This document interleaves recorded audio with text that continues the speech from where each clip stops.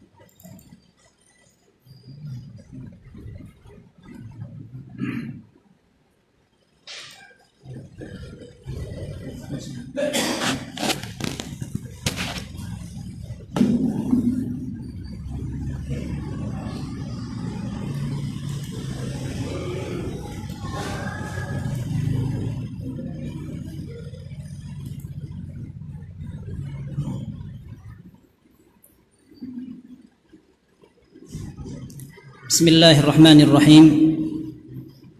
Innal hamdalillah nahmaduhu wa nasta'inuhu wa nastaghfiruh wa na'udzu billahi min shururi anfusina wa min sayyiati a'malina may yahdihillahu fala mudilla lahu wa may yudlil fala hadiya lahu wa asyhadu an la ilaha illallah wahdahu la syarika lahu wa asyhadu anna Muhammadan 'abduhu wa rasuluh sallallahu wasallam wa baraka alaihi wa ala alihi wa ashabihi wa tabi'ina wa man tabi'ahum bi ihsanin ila yaumiddin. Ya ayyuhalladzina amanu taqullaha haqqa tuqatih wa la tamutunna illa wa antum muslimun. Ya ayyuhan nasu taqu rabbakum alladzi khalaqakum min nafsin wahidah wa khalaqa minha zawjaha wa batha minhuma rijalan katsiran wa nisaa'a واتقوا الله الذي تساءلون به والأرحام إن الله كان عليكم رقيبا يا أيها الذين آمنوا اتقوا الله وقولوا قولا سديدا يصلح لكم أعمالكم ويغفر لكم ذنوبكم ومن يطع الله ورسوله فقد فاز فوزا عظيما. أما بعد أيها الإخوة, alhamdulillah kita bersyukur kepada Allah Subhanahu wa taala. Pada kesempatan pagi hari ini Allah mudahkan kita untuk memakmurkan masjid ini dengan sebuah ibadah yang sangat istimewa, yaitu bertafaqquh fid din, mendalami agama Allah Subhanahu wa taala. Semoga Allah Subhanahu wa taala memudahkan kita untuk memahami agama ini dan bisa beramal dengan amal yang sesuai dengan tuntunan Rasulullah sallallahu alaihi wasallam, dan itu merupakan sebuah keistimewaan sebagaimana disampaikan oleh Rasulullah sallallahu alaihi wasallam dalam hadis yang sahih masyhur, diketahui banyak kaum muslimin, man yuridillahu bihi khairan yufaqihu fid din. Seseorang yang dikehendaki kebaikan oleh Allah Subhanahu wa taala, maka Allah akan pahamkan dia terhadap agamanya. Maka kata Hafidz Ibnu Hajar rahimahullah, apabila ada orang yang tidak mau paham, tidak tergerak untuk belajar ilmu agama, berarti ada tanda-tanda Allah tidak ingin dia menjadi baik. Maka sangat beruntung ketika seseorang bisa mengkhususkan waktu untuk belajar agama. Dan belajar agama bukan tugas beberapa orang santri, ustadz, atau orang-orang yang berkecimpung di dunia pendidikan agama. Akan tetapi pendidikan agama itu kita butuhkan setiap saat. Ya, Imam Malik rahimahullah ditanya tentang ilmu apa yang harus diprioritaskan, harus didahulukan ketika kita ingin mempelajari. Kata Imam Malik rahimahullah, kulluhu khair, semua ilmu itu baik. Akan tetapi kata Imam Malik, unzur ila ma tahtajuhu fi yaumika wa lailika fatlubhu. Kamu lihat ilmu yang paling kamu butuhkan setiap hari, setiap malam. Ya. Kita tiap hari, tiap malam membaca zikir, tiap hari, tiap malam sholat. Kemudian tidak tahu doanya apa, zikirnya apa, tidak hafal. Bahkan seringkali ada orang bertanya, kalau saya doa pakai bahasa Indonesia boleh apa tidak? Boleh, karena bahasa itu yang menciptakan juga Allah. Akan tetapi ketika doa yang paling ringan kita tidak hafal, sementara kita hafal segala yang mestinya tidak penting, ya. Harga barang, wah ini ntar lagi ada diskon besar-besaran, ya. Biasanya kalau mau lebaran sudah banyak pasar malam, pasar siang, pasar pagi, pasar sore, ya, semuanya lengkap. Ya, itu nggak kalah itu. Bapak-bapak biasanya kalah sama ibu-ibu, itu nggak kalah, ya. Oh, nanti di sana aja, di sana aja. Bahkan kalau perlu ada daftar harga, aplikasi di-download semua, ya. Tapi giliran mau zikir, ya. Gimana tuh doanya? Ditulisin dong. Kalau mau browsing kan bisa, ya. Dihafalkan, ya. Kemudian dibaca, dicari artinya, kemudian dipraktekkan. Itu akan lebih bermanfaat daripada urusan dunia. Allah Subhanahu wa taala, "Qul bi fadlillahi wa bi rahmatihi fabidzalika falyafrahu huwa khairun mimma yajma'un." Ya. Katakanlah wahai Muhammad kepada kaum muslimin, ya, dengan karunia dan rahmat Allah lah hendaklah mereka berbahagia, karena itu semua lebih baik dari apa yang mereka kumpulkan. Para ulama mengatakan bahwa yang dimaksud dengan karunia dan rahmat Allah adalah agama yang benar serta petunjuk dari Allah. Kemudian khairum mimma yajma'un, lebih baik dari apa yang mereka kumpulkan, maksudnya dunia. Dan tidak masalah, manusiawi ketika ada orang bahagia mendapatkan keuntungan dunia. Dagang sukses, berhasil membangun rumah, habis membeli kendaraan bagus, senang rasanya, bahagia rasanya, ya, dieman-eman. Tapi memang kadang-kadang saking eman-emannya sampai tidak tenang. Mau beli helm, kalau harganya cuma 85, ditinggal di luar tidak apa-apa. Tapi kalau helmnya sampai 500.000 dibawa masuk, ya. Kalau mau pengajian dia bingung, wah, mendingan tidak pakai helm. Ya, jadi nggak bangga punya helm mahal, ya, karena kebingungan nanti kalau di sana aman apa tidak. Tapi orang seneng kadang-kadang, jadi naik motor. Senang naik motor, padahal biasanya malas karena apa? Helmnya baru, ya. Dapat rumah bisa ditambahi, senang sekali. Bahkan kalau seandainya ada orang berhasil dagang sukses, kemudian dia bisa umroh, bisa membiayai orang, senang sekali. Tapi hakikatnya itu adalah urusan dunia, kecuali kalau diniatkan untuk akhirat, manfaat. Tapi Allah Subhanahu wa taala katakan bahwa semua yang dikumpulkan itu tidak ada apa-apanya dibandingkan dengan karunia Allah. Karunia Allah maksudnya adalah petunjuk dari Allah. Kita bayangkan ada orang kaya tetapi kekayaannya tidak bisa mendekatkan kepada akhirat. Apa manfaatnya? Para sahabat Nabi ridwanullahi taala alaihim sallallahu alaihi wasallam, mereka tidak iri dengan orang kaya karena semata-mata kekayaannya. Tetapi mereka iri ketika kekayaan itu bisa memajukan mereka, bisa memiliki ibadah khusus, ya. Hadisnya masyhur sekali dalam Sahih Bukhari dan Muslim dari Abu Hurairah radhiyallahu anhu, anna fuqara al-muhajirin atau Rasulullah sallallahu alaihi wasallam, orang-orang fakir dari kalangan muhajirin datang lapor, ya Rasulullah, dhahaba ikhwanuna ahlul amwal bil ujur wan na'imil muqim. Orang-orang kaya bisa mendapatkan keistimewaan dan kenikmatan yang banyak sementara kita tidak mampu.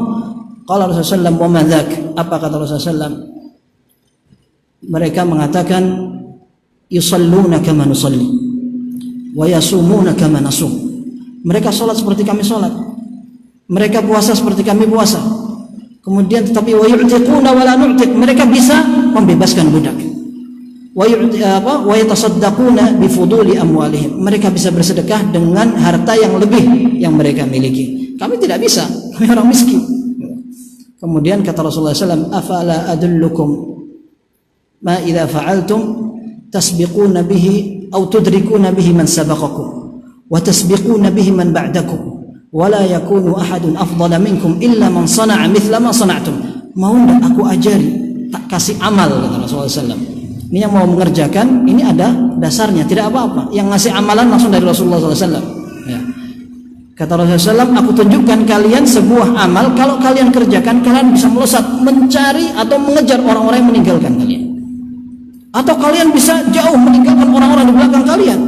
Dan tidak ada yang bisa seperti kalian kecuali orang yang menerapkan apa yang akan saya ajarkan kepada kalian.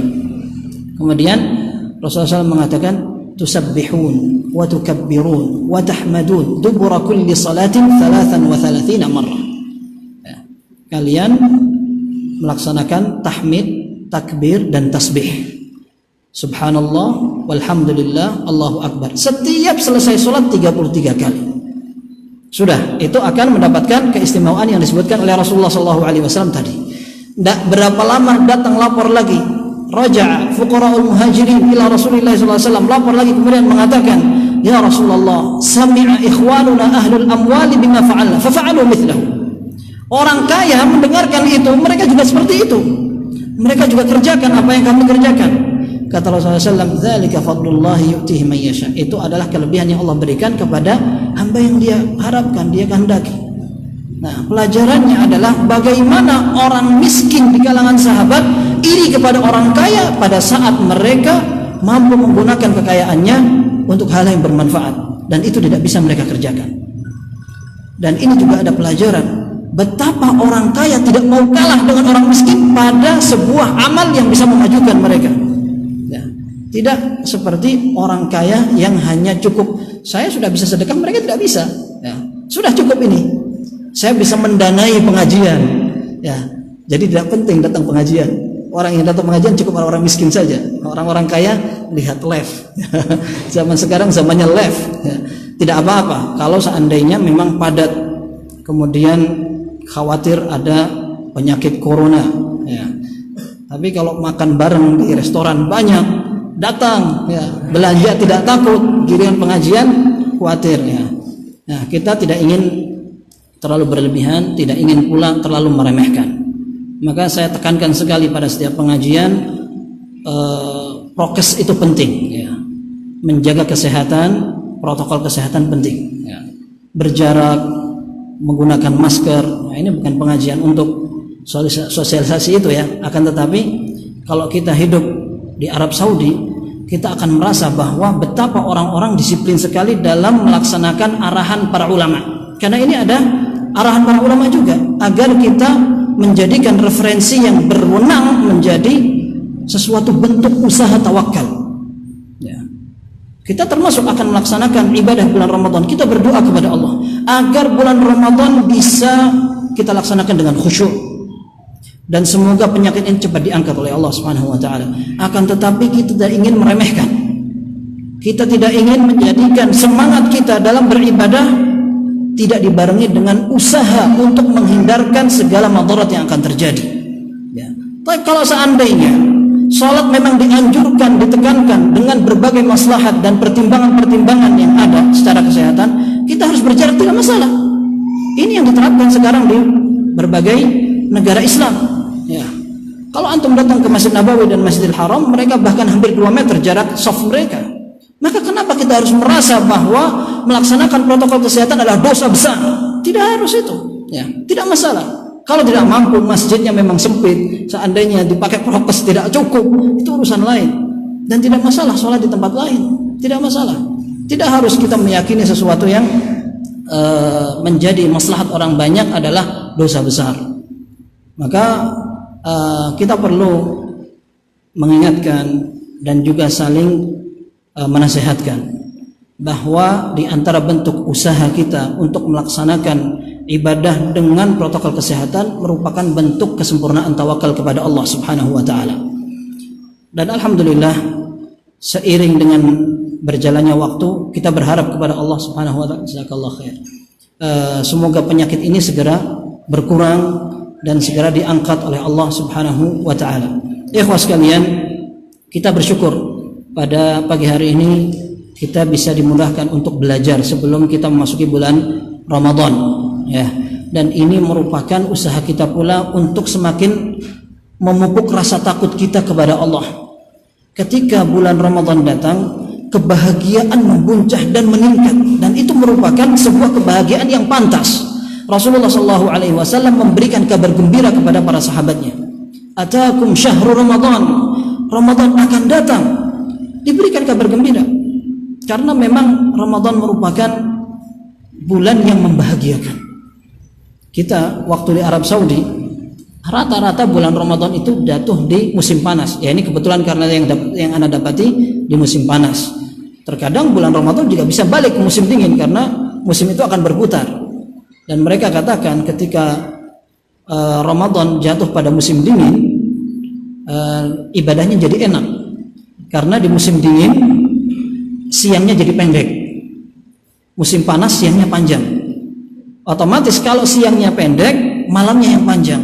Kalau mau sholat malam bisa lama waktunya. Berbeda ketika musim panas yang kita rasakan, dan kita sering sekali rasakan, Ramadan di musim panas siangnya panjang. Kita terbiasa mulai sahur jam 4, kadang-kadang jam 4 kurang sudah mulai puasa. Tapi nanti iftarnya jam 7. Ya, sudah Saudi ini datangnya belakangan, ya waktunya maksudnya. Ya, kalau udah hubungan dengan orang Indonesia, jam 2 siang itu lagi panas-panasnya. Jam 2 siang di sini jam 6. Ya, orang-orang Indonesia sudah pada minum es campur, udah buka puasa. Di sana masih panas-panasnya, baru saja selesai melaksanakan sholat zuhur. Ya, sholat asarnya jam 4 sore. Ya, buka puasanya jam 7. Ya, udah panas sekali, kita keluar seperti tempeleng itu, panas sekali. Ya, maka kesabarannya lebih diuji. Ya, nah, tetapi malamnya pendek, sehingga setelah kita berbuka puasa jam 7 antara maghrib dan isya sampai jam setengah 9, biasanya pemerintah Arab Saudi memiliki kebijakan Ramadan sholat isyanya diundur, sholatnya agar bisa tidak pada ketinggalan setelah puasa, kemudian butuh mungkin persiapan untuk sholat tarawih, sehingga sholat isyanya diundur 1 jam atau setengah jam gitu dari waktu qomatnya. Kalau azannya mereka memang tunda, kemudian nanti antara azan dan qomat cepat, cuma 5 menit biasanya. Setelah itu sholatnya panjang. Kalau di Masjid Nabawi biasanya mereka melaksanakan 23 rakaat tapi 1 juz atau 1 juz setengah. Bukan 1 juz setengah, 1 juz beberapa halaman. Kemudian selesai melaksanakan sholat untuk pulang sampai ke rumah, antri jauh segala macam, sampai rumah jam 12 malam. Padahal besok jam 4 sudah harus puasa lagi. Jadi terbiasa sekali orang-orang Saudi ketika malam bulan Ramadan tidak tidur mereka. Karena siangnya mereka akan balas dendam. Nah, biasanya habis sholat subuh mereka tidur karena jam-jam kerja akan ditunda. Jam kantor biasanya masuk jam 8 jadi jam 10. Sampai jam setengah 3 sore baru mereka pulang, sholat asar, persiapan untuk buka puasa segala macam. Nah, tapi maksudnya adalah ketika kita mempersiapkan waktu untuk ibadah itu luar biasa ya. Musim dingin bisa lebih panjang sholat malamnya karena sholat subuhnya jam 6 pagi. Sholat subuhnya jam 6 pagi. Itu kalau mau sahur kan tidak harus keburu-buru, ya kan? Nanti masih jam 6, bangun jam 4 sudah rajin sekali. Ya. Kalau orang Indonesia jam 4 itu sudah azan. Ya. Kalau musim dinginnya Arab Saudi jam 6 itu baru azan. Belum antara azan dan qomat 25 menit. Ya. Jadi nanti sholatnya setengah 7. Enak sekali. Puasa itu nggak terasa capek karena dingin sekali. Ya. Cuman kadang-kadang agak lapar. Ya. Sampai orang Arab mengatakan malam-malam di musim dingin itu seperti 2 malam atau dua makan malam. Karena malamnya panjang sekali. Dari jam 6 sampai jam 6 malamnya. Dan mereka cepat lapar di musim dingin itu. Tapi untuk puasa Ramadan sangat nyaman dari sisi sholat tahajud, tidak keburu-buru. Ya, sholat tarawih, kemudian istirahat, sholat tahajud lagi. Biasanya kalau di Arab Saudi sudah tersisa 10 hari terakhir, mereka akan tambah sholat tarawihnya dengan sholat tahajud. Tahajudnya jam 1. Dilakukan sama, membaca 1 juz, dan itu dilaksanakan 13 rakaat. Ya. Adapun tarawihnya mereka laksanakan di waktu biasa tanpa menggunakan witir, karena witirnya akan diakhirkan nanti malam jam setengah 3 gitu baru witir. Nah itu kalau musim panas setengah 3 sudah keburu-buru, setengah 3 salam langsung cabut untuk mereka pulang ke rumah. Tapi musim dingin enak sekali, panjang waktunya, kan masih jam 6 nanti salat subuhnya. Ya. Tapi ala kulli hal ikhwas sekalian, kita pelajari dan mempersiapkan bulan suci Ramadan agar kita bisa semakin takut kepada Allah Subhanahu wa taala. Orang yang paling bahagia adalah orang yang bisa mempersiapkan bulan suci Ramadan dengan ilmu yang cukup. Ya. Ilmu yang cukup dan semangat yang juga terarah. Jangan sampai kesempatan, modal dan juga umur kita dibiarkan sia-sia hanya karena amal yang akan kita kerjakan ternyata tidak sesuai dengan sunnah Nabi Shallallahu Alaihi Wasallam. Rugi kita. Ya. Dari umur kita yang sekarang, contoh 40 tahun, berarti dikurangi dengan masa menuju ke balik 12 tahun. Ya. Berarti kalau 40 tahun dikurangi 12 tahun berarti sekitar 28 tahun. 28 tahun Ramadan kita sudah lalui. Jangan sampai Ramadan itu hanya sekedar kebiasaan tiap tahun tanpa ada peningkatan ibadah. Seandainya Allah Subhanahu wa taala jadikan Ramadan tahun ini adalah tahun terakhir, maka setidaknya ada yang kita persiapkan lebih baik dari Ramadan-Ramadan yang telah lalu. Dan orang yang bisa merealisasikan rasa takut kepada Allah Subhanahu wa taala adalah orang yang paling berilmu. Allah Subhanahu wa taala menyatakan, "Innama yakhsyallaha min ibadihi ulama." Sesungguhnya yang takut kepada Allah hanyalah hamba-hambanya yang berilmu. Seorang tabi'i mengatakan, "Man kana lillahi a'lam wa a'raf kana lahu atqa wa akhwaf." Barang siapa yang kepada Allah semakin kenal, maka dia akan semakin takut dan bertakwa kepada Allah Subhanahu wa taala. Maka ikhwas sekalian, kita ingin menerapkan ilmu yang bermanfaat. Ibnu Rajab Al-Hambali rahimahullah menyatakan bahwa hakikat ilmu yang bermanfaat adalah ilmu yang bisa membuahkan rasa takut kepada Allah. Ini yang disampaikan oleh para ulama salaf. Imam Ahmad rahimahullah mengatakan, "Innamal ilmu khasyatullah." Sesungguhnya ilmu yang betul-betul bermanfaat hakikatnya adalah ilmu yang bisa menghasilkan rasa takut kepada Allah Subhanahu wa taala. Bukan ilmu-ilmu yang mentereng menjadikan orang panjang titelnya, kemudian dia semakin lancang untuk menentang perintah Allah. Katanya, menurut saya, menurut pemahaman saya seperti ini, dan panjang dia di gelar-gelarnya, pakar, ahli, cendekiawan, tapi lancang sekali ketika tidak melaksanakan perintah Allah. Berarti mana yang diharapkan? Mana yang dibanggakan? Kira-kira di hadapan Allah apa dia?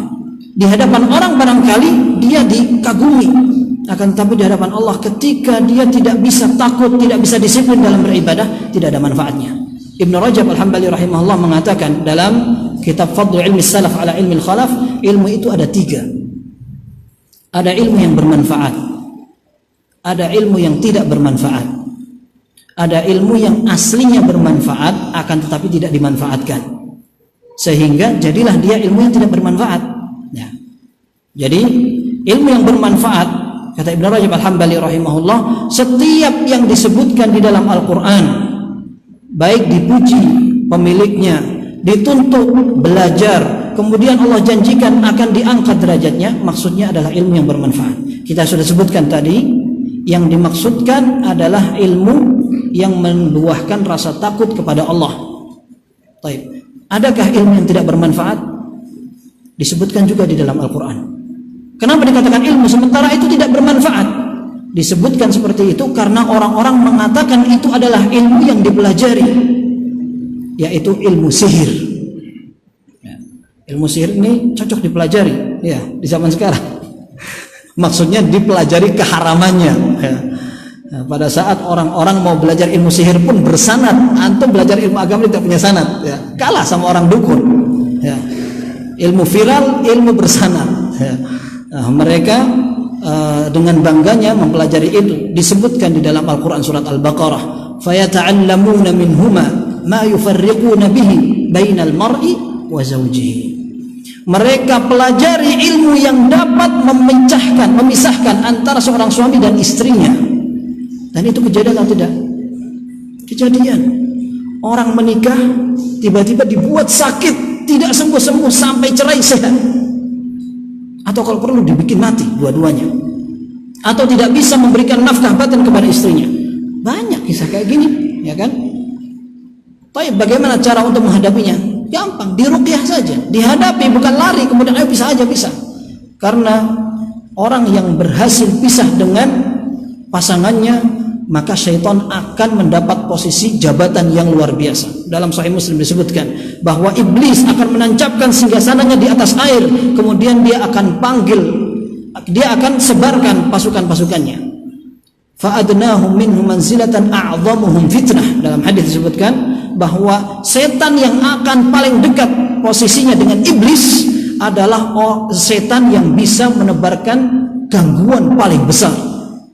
Yaqulu ahaduhum, sebagian mereka mengatakan, fa'altu kadza wa kadza. Dia akan lapor kepada iblis, aku sudah mengerjakan ini dan itu. Dibiarkan oleh setan, ini biasa saja. Sampai hatta sebagian dari setan itu datang kemudian mengatakan, ma taraktuhu hatta farraqtu bainahu wa baina imraati. Aku tidak tinggalkan dia, aku terus goda dia sampai aku berhasil memisahkan antara dia dan istrinya. Kata setan, fayudnihi minhu fayaqulu hadhihi. Maka setan akan mendekatkan setan itu, iblis akan mendekatkan setan itu, kemudian dipuji, ini baru hebat, ini baru hebat. Ketika seorang mempelajari ilmu sihir untuk memisahkan antara suami dan istrinya, ya, itu adalah ilmu yang paling terkutuk, tetapi dikatakan ilmu karena dipelajari. Ini yang disebutkan oleh Ibnu Rajab, ilmu yang tidak bermanfaat. Bukan hanya tidak bermanfaat, bahaya, syirik itu, ya. Mau dikatakan itu ilmu hebat, ilmu putih, ilmu hikmah, tetapi jika tidak datang dari syariat Islam tidak ada manfaatnya, ya. Ini perlu disinggung karena banyak orang terkecoh, terutama orang-orang yang pengen mencari solusi dengan cara yang cepat, dengan cara yang biasa. Itu garisnya orang-orang yang tingkatnya syariat. Kalau sudah tingkatan ma'rifat, tingkatan yang tinggi, tidak usah sholat, nanti sholatnya di Mekah, belum waktunya. Sholatnya Mekah nanti 4 jam setelah kita, ya. Ya, kita sholat zuhur, ditanya kamu nggak sholat di Mekah? Belum Pak, nanti sholat Jumatannya orang Saudi itu nanti kalau kita sudah sholat asar baru mereka Jumatan, ya. Jadi tidak ada tingkatan-tingkatan seperti itu. Apalagi kalau sampai seseorang mempelajari ilmu di luar kewajaran manusia, ternyata tidak ada syariatnya. Ini bisa masuk dalam ilmu yang tidak bermanfaat. Kita bayangkan orang menyongsong bulan Ramadan, belajarnya ilmu sihir. Nyambung apa tidak itu? Biar bisa sholat tarawih di Mekah. Karena apa? Karena di Mekah mereka sedang lockdown, ya. Di negara lain banyak yang tidak boleh masuk. Akhirnya kita pengen tetap di sana, pakai sajadah berangkat ke sana. Ya, bagaimana Ramadan biar bisa tarawih di sana.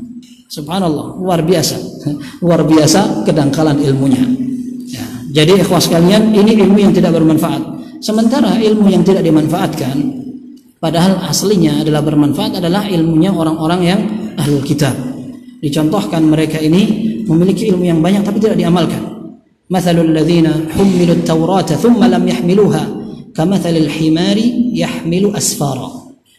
Contoh orang yang diberi tanggung jawab dan dipikulkan Alkitab tidak mereka manfaatkan, tidak mereka amalkan, itu seperti himar, keledai yang membawa kitab, membawa buku-buku, tidak bisa dibaca, ya. Himar, keledai, suruh baca bagaimana? Maling saja kalau nyolong kitab belum tentu dibaca. Kalau seandainya dibaca mungkin malingnya tobat, ya. Tapi belum tentu. Maling itu kalau nyolong kitab, dicolong yang paling bagus biar laku untuk dijual. Itu pun kalau kitabnya bisa dijual, ya. Tapi yang jelas kalau keledai tidak akan membaca. Kok dia membawa kitab, kitabnya tidak akan dibaca. Tidak ada manfaatnya, ya, tidak ada manfaatnya. Demikian orang yang memiliki ilmu tetapi tidak diamalkan, ya. Sehingga asalnya ilmu itu bermanfaat, tetapi karena tidak diamalkan maka menjadi tidak bermanfaat. Ikhwas sekalian, Ramadan ini erat kaitannya dengan takut kepada Allah. Imam Ahmad rahimahullah menyatakan bahwa puasa di bulan Ramadan adalah ibadah yang tidak bisa dimasuki riya, tidak bisa dipakai untuk pamer. Orang puasa mau pamer gimana? Pamernya dia pamerkan apanya? Gitu. Saya sedang puasa ini. Kalau nggak ngomong begitu nggak ada orang yang tahu, ya. Makanya sampai di sebagian orang Arab Saudi ketika mereka menyediakan buka bersama, Yang datang di situ ada yang puasa, yang tidak puasa. Padahal yang punya hamparan hidangan makanan pengennya yang datang di situ kan yang puasa. Ada yang berani mereka. Kamu puasa apa enggak? Ditanya satu-satu. Kamu puasa apa enggak? Enggak. Kalau enggak jangan sana. Ini untuk orang puasa. Ya enggak enak kayak gitu. Ya, memang enggak enak. Tapi yang jelas memang puasa tidak bisa diketahui. Dia puasa apa? Tidak. Makanya kata Ibnu Rajab Al-Hambali dalam kitab Lataiful Ma'arif, ini merupakan bukti benar atau tidaknya keimanan seseorang. Ya. Kata beliau dalam kitab Lataiful Ma'arif dengan ungkapan yang sangat masyhur, fa idza ishtadda tawaqanun nafsi ila ma tashtahihi ma'a qudratihi 'alayha thumma tarakathu lillahi 'azza wa jalla fi mawdhi'in la yattali'u 'alaihi ahadun illa Allah 'azza wa jalla kana dzalika dalilan 'ala sihhatil iman. Ketika seseorang sudah berusaha untuk menjaga agar tidak terjerumus ke dalam sebuah kemaksiatan, dijaganya dia, dan dia melaksanakan itu tanpa pengawasan orang-orang siapapun. Yang tahu hanya Allah Subhanahu wa taala, maka perbuatan dan tindakan dia itu merupakan bukti dan ciri benar atau tidaknya keimanan. Maka sesuai dengan apa yang disampaikan oleh Imam Ahmad rahimahullah, ketika seseorang berpuasa, tidak ada yang pura-pura puasa nanti sampai rumah minum dia, sampai masjid dia buka bersama. Kalau dia mengerjakan seperti itu pun, dia ngerasa sendiri bahwa sebenarnya saya tidak sama dengan orang-orang yang betul-betul puasa. Kalau orangnya sudah sadar, dia akan merasa rugi untuk membatalkan puasanya. Karena apa? Dia tahu sebenarnya puasa ini tanggung jawab dia kepada Allah Subhanahu wa taala langsung. Maka pada momen puasa ini sebenarnya seseorang ingin melatih berada dalam pengawasan Allah Subhanahu wa taala. Pada saat dia berpuasa, pada saat dia harus meninggalkan yang dia mampu, dan hukum asalnya dia bisa meninggalkan hal itu yang hukum asalnya halal. Hukum asalnya halal kalau seandainya tidak pada musim Ramadan. Dia boleh makan, dia boleh minum, dia boleh menggauli istrinya. Ya. Akan tetapi karena puasa, maka dia tinggalkan itu semua. Karena Allah Subhanahu wa taala, maka sudah sepantasnya yang haram ditinggalkan juga. Jangan sampai yang mubah ditinggalkan, yang haram dikerjakan. Apa manfaatnya? Atau manfaatnya? Kalau di luar puasa Ramadan yang haram tidak boleh dikerjakan, maka ketika melaksanakan puasa lebih tidak boleh lagi. Lebih tidak boleh dikerjakan lagi. Maka dalam Sahih Bukhari disebutkan, man lam yada' qaula az-zur wal 'amala bihi wal jahl falaysa lillahi hajatun fi an yada'a ta'amahu wa syarabahu. Barang siapa yang tidak meninggalkan perkataan dusta, perkataan buruk, perkataan yang curang, kemudian mengamalkan itu semua, juga termasuk perbuatan orang-orang yang bodoh pada saat Ramadan, maka Allah Subhanahu wa taala tidak butuh kepada puasa dia. Dia meninggalkan makan dan minumnya, Allah tidak butuh dengan puasanya. Kenapa? Karena dia masih mengerjakan tindakan-tindakan orang yang bodoh. Dalam hadis yang sahih juga disebutkan, Rasulullah SAW mengatakan, fa in sabbahu ahadun falyaqul inni mru'un shaim. Kalau seandainya ada orang mencela dia, maka hendaklah dia tidak membalas, akan tapi mengatakan saya sedang puasa. Artinya orang yang sedang melaksanakan puasa perlu menjadikan harinya lebih istimewa daripada hari biasa. Ini yang disampaikan oleh Jabir bin Abdullah radhiyallahu anhuma. Beliau mengatakan, idza sumta falyasum sam'uka wa basaruka wa lisanuka 'anil kadhib wal maharim wada' 'anka adzal jar wal yakun 'alaika sakinatun wa waqarun yawma shaumika wa la taj'al yawma shaumika wa yawma fitrika sawa. Ya, kata Jabir bin Abdullah radhiyallahu anhu, kamu kalau puasa hendaknya semua anggota badan ikut puasa. Pendengaran, penglihatan, kata-kata semua harus puasa. Dari kebohongan ditinggalkan itu semua. Jangan sekali-kali menyakiti orang lain, tetangga, kerabat, saudara, jangan sampai disakiti. Hendaklah ketika puasa seseorang terlihat lebih wibawa, lebih santun, tenang, khusyuk, menarik, ya. Jangan dijadikan ketika puasa harinya tidak istimewa, sama saja dengan hari-hari yang lain.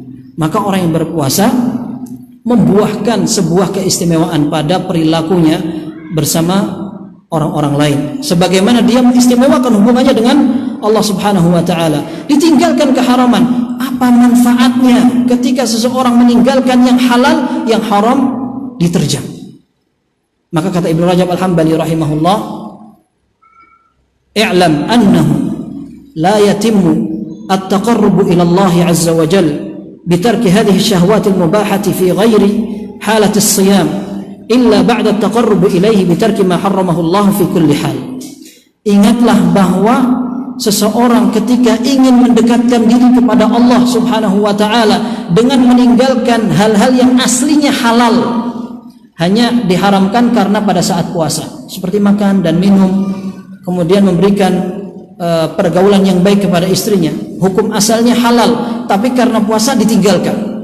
Kata Ibnu Rajab, hukum asalnya tidak mungkin seseorang bisa sempurna beribadah kepada Allah dengan meninggalkan yang halal itu sampai dia meninggalkan sesuatu yang hukum asalnya haram. Hukum asalnya haram. Makan riba haram, ya. Berbohong haram, berkata dusta dan kotor haram, memberikan sumpah palsu haram, mengumpat orang haram. Ketika puasa yang halal ditinggalkan, yang ini tidak ditinggalkan, bagaimana puasanya? Ketika puasa masih berdusta, memberikan sumpah palsu, persaksian palsu, sertifikat palsu. Ya, ini semua subhanallah menjadi fenomena akhir zaman, ya. Bagaimana orang punya tanah, ada sertifikatnya, tahu-tahu ada orang rebut sudah punya sertifikat baru. Ini yang bikinkan siapa? Ya. Orang kita bayangkan orang tahu kalau itu haram, ya. Haram karena tahu ini yang dibikin ini palsu, ya. Tapi karena dibayar dikerjakan. Kira-kira dia puasa sambil mengerjakan seperti itu, gimana puasanya? Ya. Dan itu menzalimi orang lain, bukan hanya kezaliman pada diri sendiri dan kepada Allah, tapi kepada orang lain juga. Ya, subhanallah, di akhir zaman ini sampai kepercayaan itu hampir sirna, ya. Hampir sirna kepercayaan. Orang mau percaya kepada saudara sendiri kadang-kadang sampai tidak bisa. Karena apa? Karena saking banyaknya orang tidak bisa dipercaya, ya.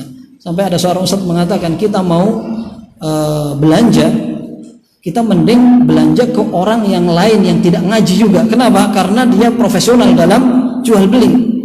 Akhifillah, ternyata akhifillahnya tidak profesional, bayarnya terlambat, kalau tidak ada yang kurang, ya, akhirnya akhifillahnya jadi topeng saja. Nah, sehingga orang pun tidak percaya dengan orang yang dekat, ya. Kepada keluarga jual beli, ya. Keluarga urusan yang kayak gini nanti kita khawatir akan lebih kecewa, ya. Sampai orang yang memberikan kebaikan pun kita tidak berani, karena sering dimanfaatkan untuk tindakan kriminal. Orang berpakaian rapih ternyata kurang ajar, ya. Jadi akhirnya orang tidak percaya dengan orang yang berpenampilan syar'i. Gara-gara apa? Gara-gara seperti itu. Artinya karena saking sering terjadinya ketidakamaнаhan, orang-orang sampai tidak percaya kepada orang yang terlihat amanah. Maka ikhwah sekalian, puasa ini setidaknya menjadi sebuah muntalaq atau titik awal untuk membenahi diri, takut kepada Allah, diawasi, tidak akan ada yang luput dari Allah Subhanahu wa taala. Maka puasa ini menjadi modal utamanya. Baik ikhwah sekalian, pengajian ini temanya adalah meraih keberkahan di bulan suci Ramadan. Nah, keberkahan itu apa? Dari secara makna, dari sisi makna, keberkahan itu artinya adalah thubutul khair, ya.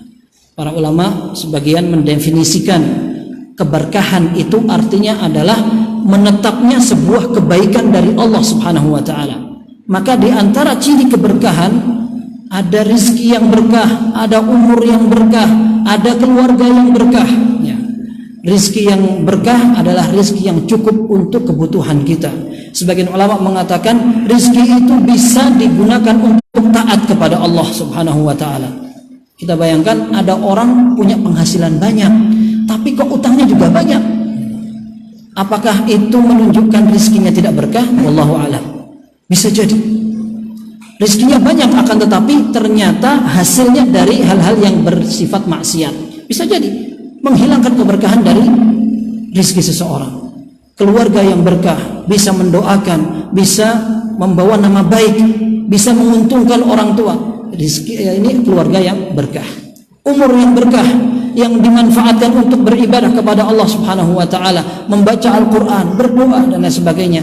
Tidak mengesampingkan kewajiban dan tugas seorang kepala keluarga, seorang pelajar dan lain-lainnya, tapi mampu dan cukup untuk beribadah.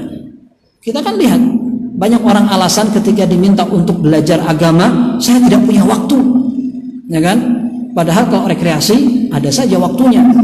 Kalau ada tamu bisa sampai lama, sampai sholat jamaahnya ditinggal. Kenapa? Karena tamunya akrab sekali. Ya. Padahal bertamunya itu menjadi hobi.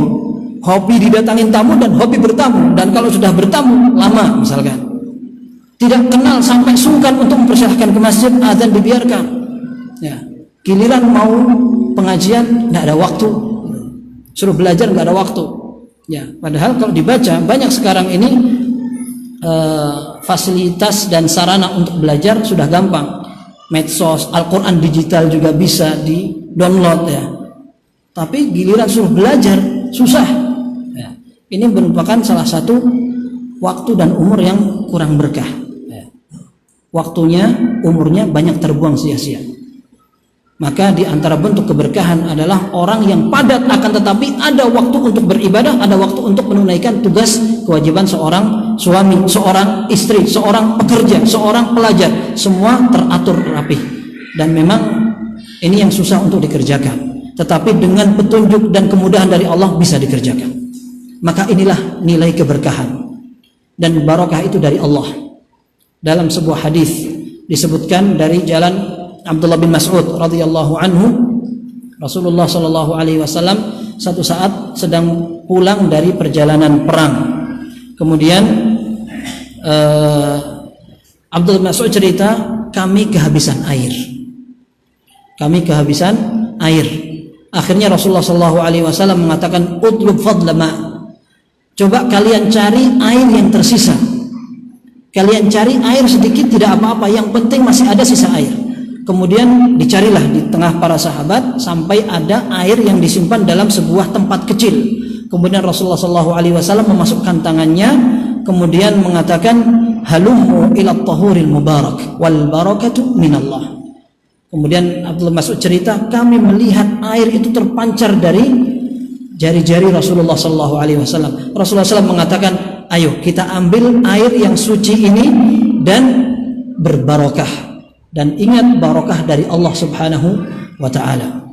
Nah, dan kita katakan bahwa keberkahan itu datang dari Allah Subhanahu wa ta'ala. Berarti kita mintanya kepada Allah, bukan kepada orang yang tidak bisa memberikan keberkahan. Taib. Di dalam Al-Quran disebutkan ada beberapa hal yang bisa mendatangkan keberkahan. Dan yang paling inti adalah dijelaskan dalam Al-Quran surat Al-A'raf. Allah menyatakan, "Walau anna ahlal qura amanu wattaqau lafatahna 'alaihim barakatin minas sama'i wal ard." Seandainya penduduk bumi, penduduk negeri itu beriman kepada Allah dan takwa, maka niscaya kami akan berikan kepada mereka keberkahan dari langit dan dari bumi.